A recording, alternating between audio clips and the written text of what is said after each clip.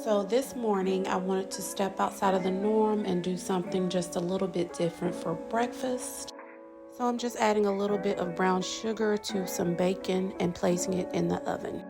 I already cleaned and chopped up some russet potatoes, red bell pepper, and onion, and I'm just going to season that down with our veggie seasoning. All of our seasonings are low in sodium, so I'm just adding a little bit of sea salt to these potatoes because we know potatoes need to be well seasoned. And I'll just be tossing this all together along with some olive oil and placing on a pre-lined baking sheet and cook until potatoes are nice and tender. Got the kick.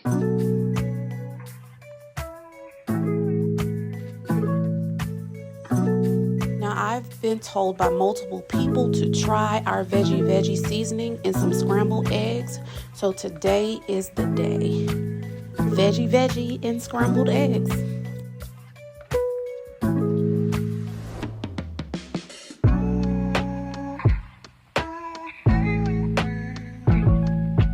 I must admit that this veggie seasoning, along with some cheese, gave off the vibe of a scrambled omelet.